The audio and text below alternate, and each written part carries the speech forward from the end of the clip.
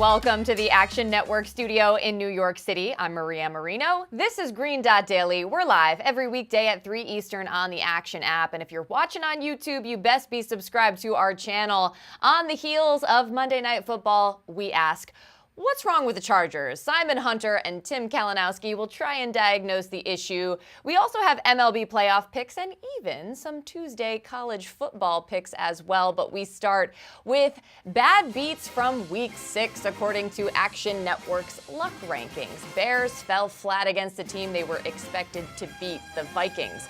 The Seahawks also were projected to beat the Bengals, but that didn't happen. Finally, the Falcons were upset by the Commanders. As a refresher, our luck rankings grade teams using what's called luck percentage, which is the difference between expected and actual win percentage, as we welcome in our predictive analyst, Nick Giffen, essentially the keeper of the luck rankings. Why don't we talk about which teams are ranked unluckiest through Week 6 in the NFL? Yeah, normally we discuss the bottom 3. We're going to expand to the bottom 4 because I think the 4th most unlucky team is an interesting case, and that is the Seattle Seahawks coming in at 29th in our luck rankings. They were the 3rd most unlucky team all the way back in Week 1, and they were the 2nd most unlucky team this past week, as you just showed on that nice bad beat graphic there. They rank 5th in expected win percentage this year. That's ahead of Buffalo, ahead of Miami, ahead of Philly, for example. And part of that is they definitely have faced one of the easiest schedules so far. In terms of like DVOA, they faced the 3rd easiest schedule, which is why overall they're just 10th in DVOA. But that still puts them ahead of the Cowboys, for example, in DVOA overall. So the Seattle Seahawks have been a surprisingly good and surprisingly unlucky team so far this year. The 3rd most unlucky team is the Cleveland Browns.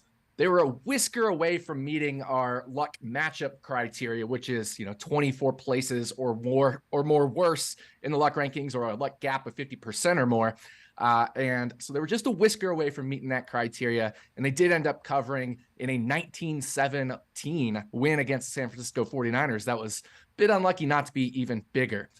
2nd most unlucky team, the Carolina Panthers. They definitely need this bye week. They have been the worst team in the NFL by expected win percentage, but that still means they should be a 1-5 team instead of an 0-6 team. Finally, unluckiest team in the NFL, suffered the worst beat last weekend, the Chicago Bears.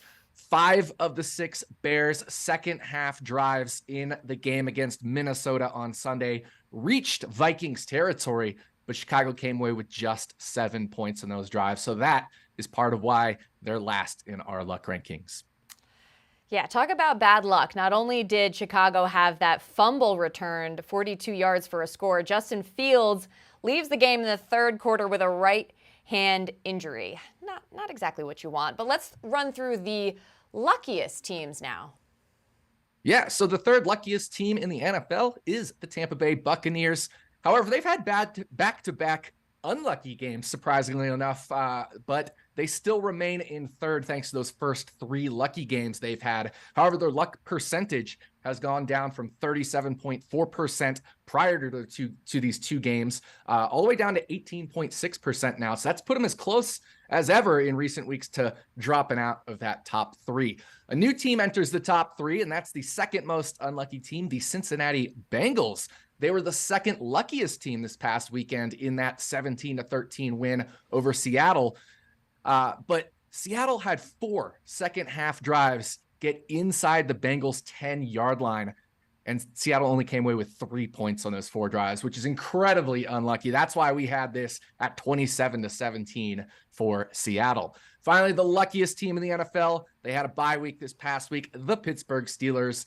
They've been the 3rd luckiest team after 6 weeks in the past 6 years. So the Steelers definitely one of the luckiest teams in the NFL. And I'm pretty sure this is the 4th week in a row that Pittsburgh is the luckiest team. Am I right? Yeah, 4 weeks in a row. And so it's just crazy to me because they're obviously coming off a bye. So they couldn't necessarily be responsible for their own luck, but no one surpassed them, which tells you how lucky they've been according to your algorithm. But based on this model you have, any early bets that you're thinking about for Week 7? Yeah, at least according to our luck rankings, there is one luck ranking matchup, and that is going to be the Cleveland Browns versus the Indianapolis Colts. So this is a luck difference of 24, a luck gap of 33.1%. So it does meet our official threshold of 24 or more difference in the luck ranking. So I'm not on this myself. There's a lot of things still to consider here, but at least unlucky teams meeting at least one of these thresholds are 103, 59, and 6 against the spread over the past 6 years. Road teams, which of course Cleveland is here, 54, 22, and 3 against the spread. And week 7 or later, these unlucky teams are 40, 22, and 3. And road teams, week 7 or later, that meet these thresholds are 19, 7, and 1 against the spread. So a lot of trends here in Cleveland's favor. But of course, the big question, will Deshaun Watson play? You know, the Browns are coming off that 19-17 win over San Francisco, but PJ Walker was in at quarterback. We talked about how the Browns were even a little unlucky there. That expected score was 22-15 in favor of Cleveland. So, you know, even more unlucky there. However, because of that win over San Francisco, they're the public team. They're getting 86% of the tickets and money right now. So it's probably a good spot to wait, knowing they're the public side right now and knowing we've got a questionable quarterback situation here. All right, Nick, we always appreciate you giving us a very early preview of what's to come. We'll talk again soon. Sounds good.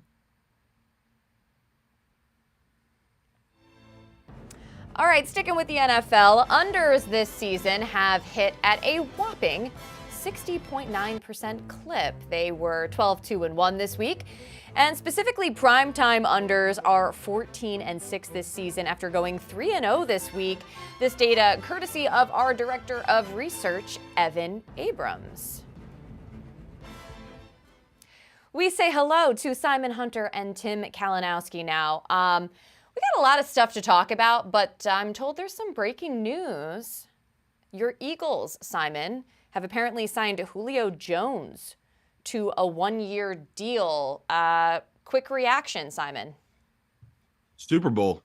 Easy now. Super Bowl. Who cares? I think they brought him in just for depth and maybe can help Devontae Adams or Devontae Smith catch the ball. I don't really get the move, but it's just a depth move. So Julio, Hall of Famer. Great to kind of have that guy in the building, but yeah, this does nothing towards this Eagles team. Okay, well, I'm glad we got that out of the way. And since we were actually planning to ask you about your Eagles anyway, are you worried about them yet? Because, you know, a few weeks ago, I should say, you were like, you know, I'm good. We'll see what the next few weeks hold. You know, they finally get a loss. What are your thoughts? Yeah, still have them power rated number 1. They're still, to me, the most complete team in the NFC, and I have the 49ers right there with them. Like, these two teams, whoever's home for the conference championship game between these two teams, that's who I'd bet. So 49ers, Eagles, if they're both healthy in the conference championship game, whoever the home team is, if they're under a field goal, that's who I'll take. So both these teams to me are evenly matched. Right behind them, I have the Lions, and then, you know, drop slightly down, I bring in Dallas. So right now it feels like a 3-headed race right now between the Eagles, 49ers, and that Lions team. Okay, well, Tim, let's get you involved here. The Eagles favored against Miami Sunday night. You feel like you're going to bet this one? Yeah, I think Simon, I like the way Simon put it, because for me personally, like, I was hoping this game would be, you know, on a neutral, like a Super Bowl type line, because I want to bet the Eagles. Unfortunately, I'm not in love with laying the 2 points, but I'll tell you, I am so jealous of Eagles fans. I mean, as a Boston guy, or of all Philly fans, you go get Julio Jones. I mean, Howie Roseman, he does everything to help his team. You get to root for Bryce Harper in the playoffs for the Phillies. I just could not be more jealous. And I kind of feel like if you can't beat them, join them type of thing. And yeah, I think by the time this thing kicks off on Sunday night, I'll be betting Philly, at least on the money line. All right. Well, thank you for that disclaimer. I do want to also mention the team that, handed the Eagles their loss, the Jets, who are at 500. Who would have thought? I mean, I know their defense is good, but so it begs the question, will we see Aaron Rodgers at some point before the season ends? And I'll tell you what Jets head coach Robert Saleh said this morning on Good Morning Football. For what it's worth, earlier today, saying, quote, what he's doing is absolutely ridiculous. I wouldn't put anything past him. He's all about manifestation. Wow. And I think he's fueled by doubt. He's on a mission. We're leaving the door open for him. Now, obviously, Salah's going to have a rosy view on this. But Simon, like, do we really think this could happen, that we could see Rodgers before the end of the season?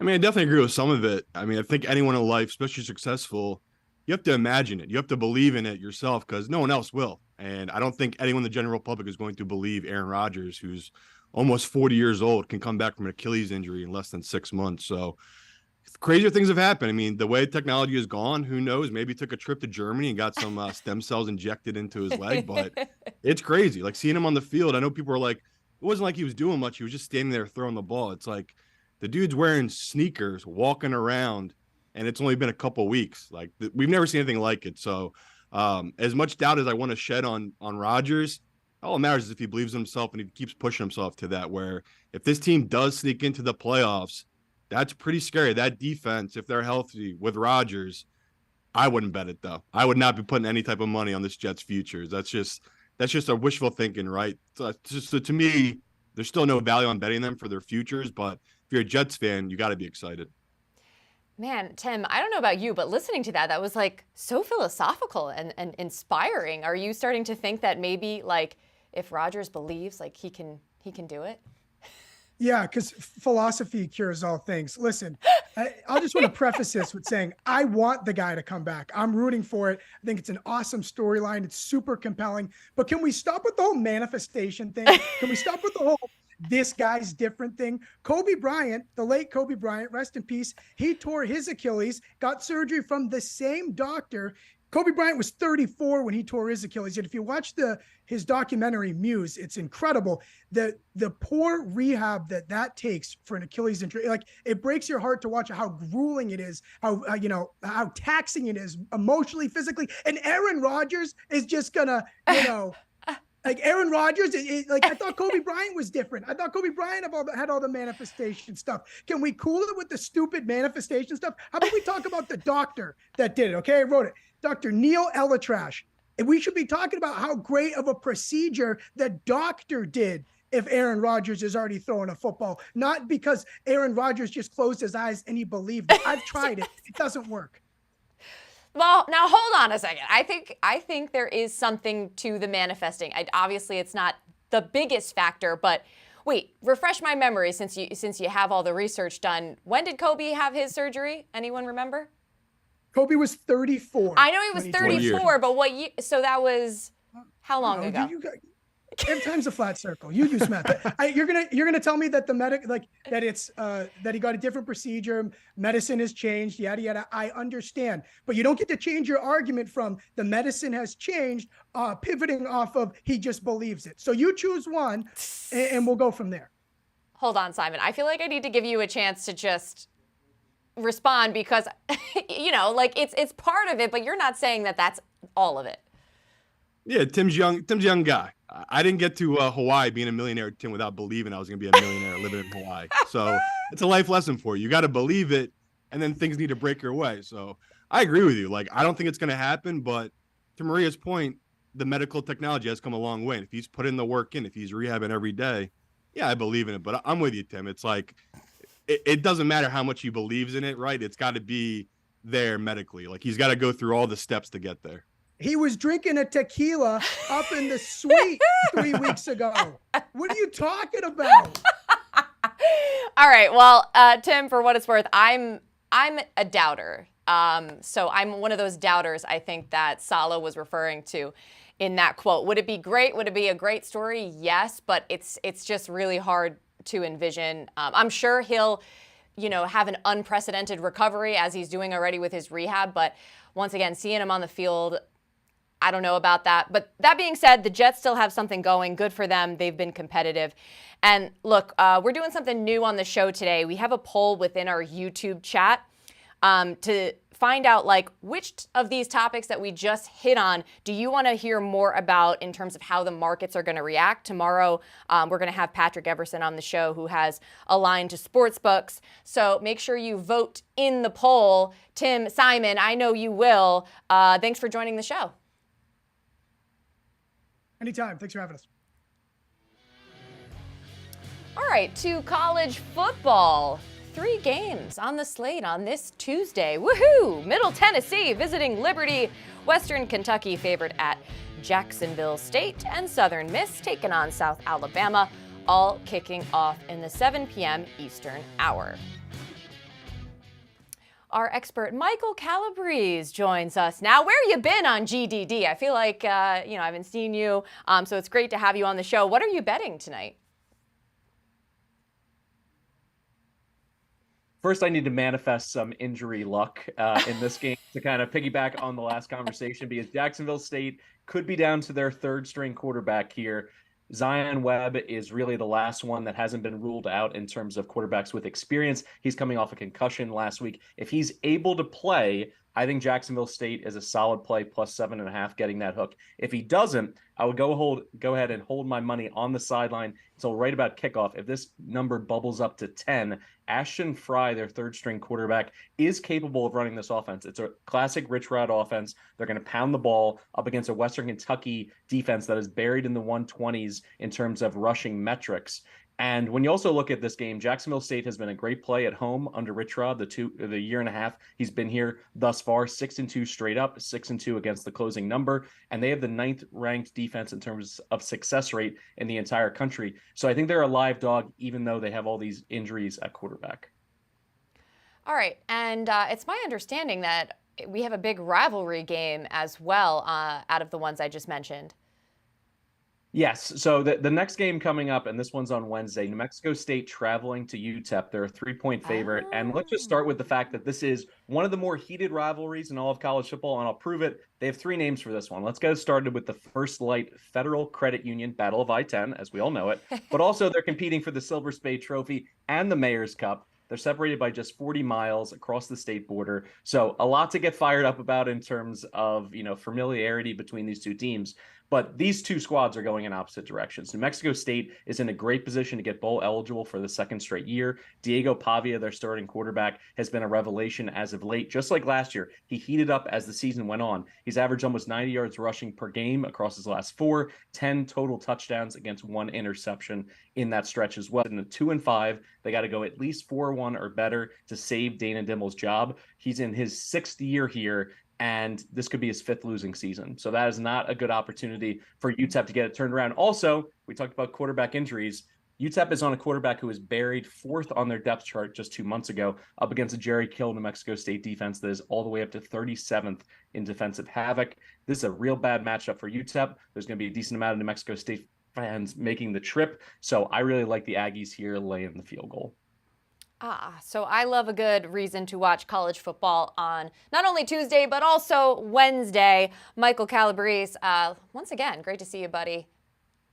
Thanks for having me. Let's get back to some college football. Let's get back to some manifestation. Let's keep it going. I'm all for it. Manifesting as we speak. All right, see ya. To baseball, and our analyst Anthony Dabbundo had himself a day yesterday, going 3-0 on his pitching props. You can follow him and all of our Action Network personalities on the award-winning Action app. And Anthony joins us now. Going to be a tough act to follow, but we do have NLCS Game 2 tonight. Phillies leading the series 1-0. So what are the props you like this time? Yeah, we're going to stick with the pitching props. I've been riding a lot of Zach Wheeler and Aaron Nola under walk props throughout these playoffs and continue to think that the market is undervaluing their command abilities. So I like under 1.5 walks for Aaron Nola, minus 140 at BetMGM. Nola has just 1 career walk in 56 plate appearances against these specific Arizona hitters. It's a little bit of a small sample, but I think there's been a change in Nola's approach and delivery in the last month that has led to better results. He threw a bit of a struggling September, and they tried to tweak something in his delivery that would help him with his glove side command, and it's been much better in his last 4 starts. 25 innings pitched, 29 strikeouts, just 2 walks in those last 4 starts against the Braves, Pirates, Marlins, and Braves. And the Diamondbacks are a pretty patient lineup. They do walk at a decent rate. They don't really chase pitches outside of the zone. So for pitchers who can be erratic, that can be a problem going up against Arizona. But Nola is probably going to follow the similar blueprint to what Wheeler did last night, filling up the zone with a lot of fastballs early in counts. And he was able to get ahead of a lot of Arizona hitters last night using this approach. Now, Arizona probably has to get more aggressive to counteract this. So I think they're going to be swinging earlier in counts tonight than they were last night. Nola's stuff not quite as dominant as Wheeler's, so maybe more balls in play, but ultimately do think there'll be fewer walks for Nola here. So I like under 1.5 walks. And I think that, you know, the game plan for the Phillies is to prevent those free passes, because Nola has struggled with keeping runners from stealing bases. And so if you're giving free passes, it only makes things easier for the stealing advantage that Arizona has here. All right, so that's the pitching side of things, but any props you like in terms of the hitting side of things? Yeah, so Alec Boehm over a half RBI at plus 170. Boehm has really struggled in these playoffs, especially in the Atlanta series. He had some really bad at-bats against Spencer Strider, and that's really the game plan on Boehm. If you're able to hit him with high velocity, he's not very good against those 97-plus mile-an-hour fastballs, but he's not going to see that tonight from Merrill Kelly, and he's not going to see that much in this series from these Arizona pitchers either. The other thing about Boehm, he hits in between Harper and Stott, two left-handed batters. And so I do expect Torey Lovullo, the Diamondbacks manager, to deploy his two best lefties, Joe Mantiply and Andrew Saalfrank, in those spots against Harper, against Schwarber, and against Stott, which would leave Boehm to get some at-bats here against left-handed pitching, which he does and has had a lot of success against. So when you factor in that he's going to be in some favorable matchups, he's hitting behind one of the hottest hitters in all of baseball right now, who I'm sure Arizona is not going to give much to hit. Thus, Harper is likely to get some walks here. He hits in the 4-hole, even though he's been struggling. There's been confidence from Rob Thompson keeping him that high in the order. I think he is the top RBI person for the Phils tonight. And when you look at his approach at the plate and where he fits, there's a reason he's been the Phillies' best runners in scoring position hitter all season. It's because he has very high contact skills. He puts a lot of balls in play. And like I said, not getting overpowered by the fastball velocity means he should get opportunities to drive in runs here. Hit 2 balls really hard last night, just right at people. I think the dam's going to break here for Boehm. He'll get a hit or 2 and hopefully drive in a run for us on our plus 170 over a half RBI. And real quick, Anthony, I know you're not officially picking a side, but your props kind of indicate it. Do you think the Phils continue to protect home field? I certainly lean toward the Phils. I think the price is about right. Last night, the gap between Zach Wheeler and Zach Gallen is a little bit bigger for me than I think it is between Nola and Kelly tonight. But certainly, there is signal in the fact that Nola has put together 4 consecutive dominant starts in a row. And I think he may be peaking just at the right time. So don't want any part of Arizona here, but not laying the juice on Philly either. I think the number is about right at this point. If anything, I would lean maybe toward the over with, Kelly, being pushed a little bit further than maybe he needs to be, because Arizona doesn't have much pitching depth. So I do expect, more balls in play tonight, fewer strikeouts, and that could lead to more offense as this total has come down to 7.5. But yeah, no play on the side or total for me. Just sticking with the props. It's been fun, and hopefully we can keep winning. Okay, cool. Now looking ahead to Wednesday, ALCS Game 3 in Texas. The Rangers leading that series 2-0. How do you see that one going? Yeah, so I'm buying Houston here in Game 3. I'm buying back on them plus 110 on the money line. Also betting Christian Javier over 12.5 outs, minus 114. Also do like looking at the Scherzer strikeout prop unders, although we haven't quite gotten a ton of books to put up numbers yet on that as we sit here on Tuesday. But Javier's fastball has been trending up for the last month. His stuff plus on it was, right around 100, which is league average. And so in the last month, it started to trend back up toward what we saw last season, where he was closer to 120. He's getting more vertical break on the pitch, a little bit more velo. There was a mechanical issue with Javier this season that led to him being pretty mediocre, but they seem to have fixed it. And even more impressive is the sweeper, his secondary pitch, a wipeout slider sweeper that in his last start against Minnesota in the playoffs was the best RPMs he's had on it all season long. It looked like the Javier we saw last season in the playoffs when he threw a combined no-hitter against Philadelphia in the World Series and dominated the Yankees in the CS as well. So Javier finding his peak form. I think the market maybe hasn't quite caught up to that yet. Compare that to Max Scherzer, who's going to pitch for the Rangers. We have not seen Mad Max pitching really well in a while here. He's been very up and down with the Rangers. He's been coming back from injury. He hasn't pitched in over a month. So I think there's real questions about, one, how far can Scherzer go? Two, how much velocity is he going to have? Is his stuff going to hold up over multiple innings?